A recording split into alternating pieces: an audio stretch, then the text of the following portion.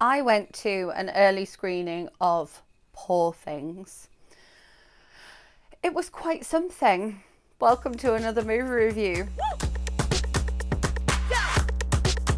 Welcome back, or if you are new here, welcome. My name is Katrina and I make bookish content here on this channel every week and then movie reviews just like this one here at the weekend, mostly at the weekend. My posting schedule's been a little off just because of things going on in January. It's been a busy month.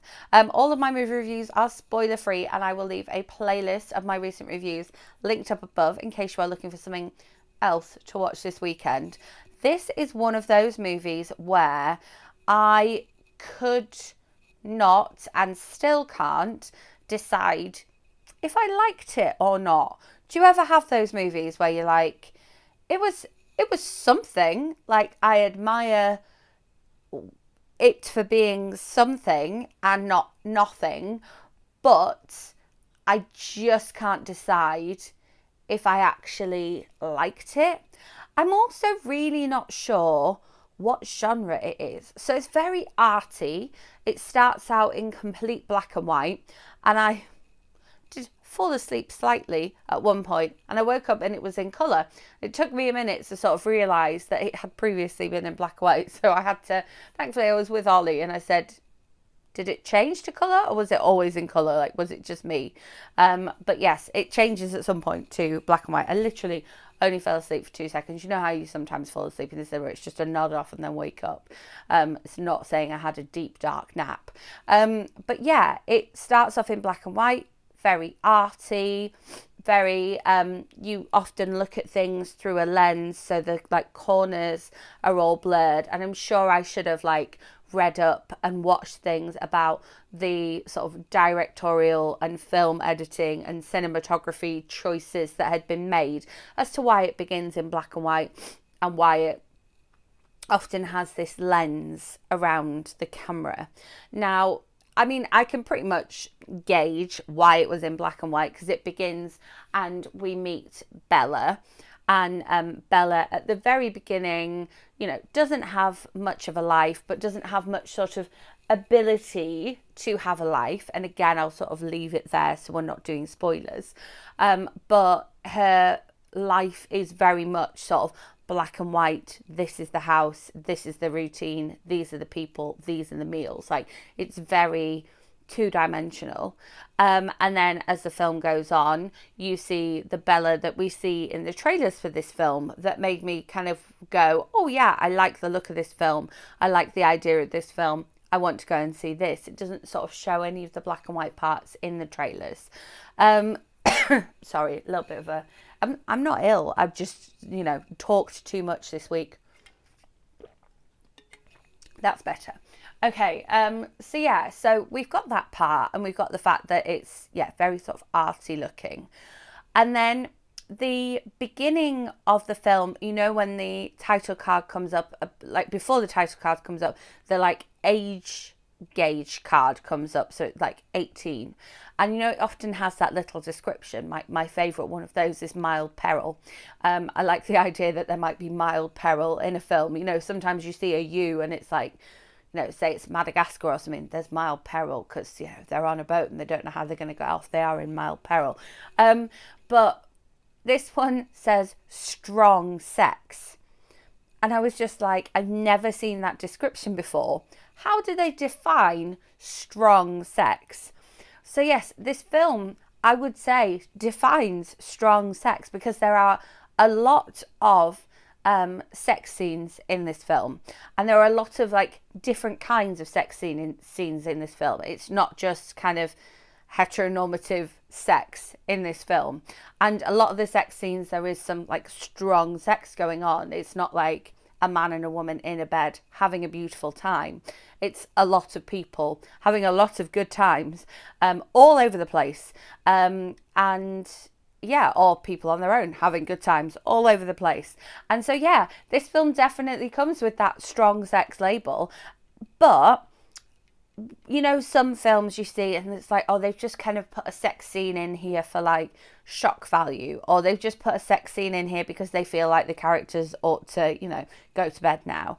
I feel like the sex was an integral part of the film and of the character development and the character arc.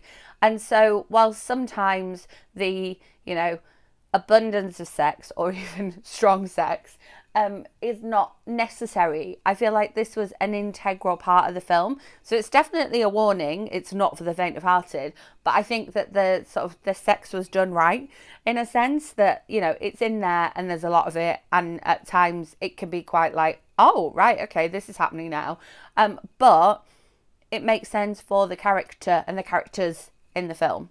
And we have then the sort of acting in this film. Now, I am a huge Mark Ruffalo fan. I fell in love with Mark Ruffalo in 13 Going on 30, and then he was sold to me. And then when I watched him as Hulk, I was like, oh yes, it's this person. I love this person. And I hate to say it, but his acting was fine, but it was a little bit over the top. Now, again, it may be that he was told to act in a sort of pantomime, hammy way, but I just didn't know what his accent was doing. Sometimes it was like he was doing an English accent. Sometimes it was like he was doing an American accent. Sometimes it was like a very sort of Boston accent. Sometimes it was almost like verging on a like northern, like Minnesotan, North Dakota type of accent.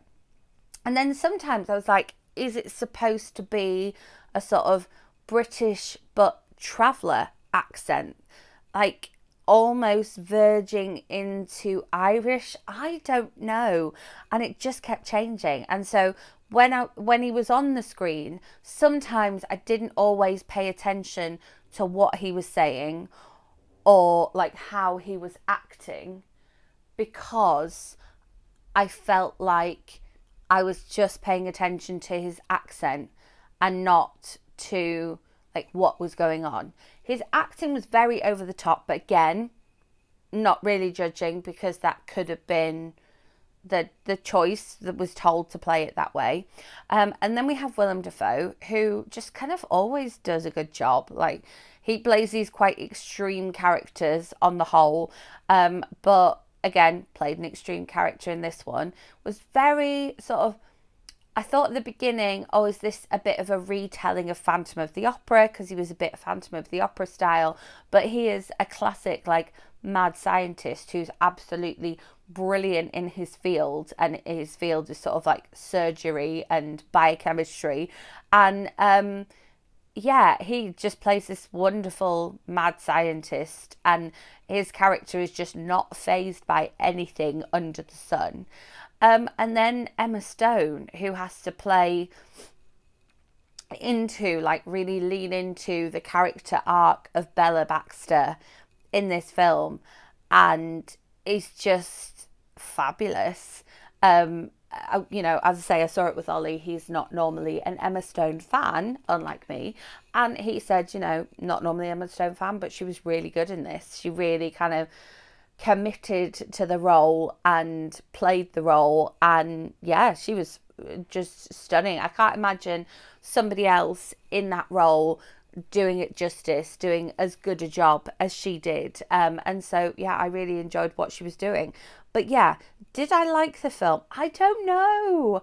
I think what it was, you know, what it was doing was quite revolutionary and quite different. But I wasn't always kind of taking pleasure from it. Sometimes it was like, oh my God, what's going to happen next? It was a bit like a car crash. You can't look away, but you don't necessarily want to look at it.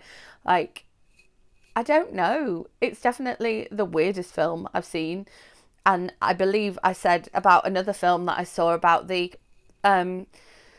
killer leprechaun film, whatever it was that I saw. That was a weird one. That was also a limitless screening. What are you doing to us, Odeon, with these limitless screenings? But yeah, should you pay your cinema going money to go and see this one? I think if you want to watch this, it's probably best seen in the cinema because of the like cinematographic kind of, sorry, I keep hearing noises over here, like choices made, so it's probably best seen on the big screen. But I think you have to know what you're getting yourself in for. Obviously, it is an 18. Know that the strong sex warning is valid, and know that it, because, you know, Willem Dafoe is a mad scientist who's into surgery, you're going to get some quite graphic scenes. Know that there are, you know, parts where we're in black and white, parts where you're not really going to know what's happening. But the overall story, I think, was incredibly like feminist and like girl power, Spice Girls type of thing. I know Emma Stone's a big Spice Girls fan. And so in that sense, I think, you know, I liked that side of it. I think really you're going to have to make your own mind up on this one. I think if you want to watch the film, see it in the cinema. If you don't want to watch the film, see something else. Like, there are other things out there that are definitely enjoyable and are sort of good for everyone in the cinema. So make with that what you will. Yeah, explored the film. Still don't know if I liked it or not. Interesting one. As always, if there is a particular film you would like me to go and watch at the cinema this week and bring my thoughts back to you here next week, then please do let me know in comments. Always happy to go and watch on demand. I've got some tickets for things lined up that I'm really excited about. So make sure you are subscribed so you don't miss out on those movie review videos, and hit that notification bell so you don't miss out on the bookish content that I post during the week.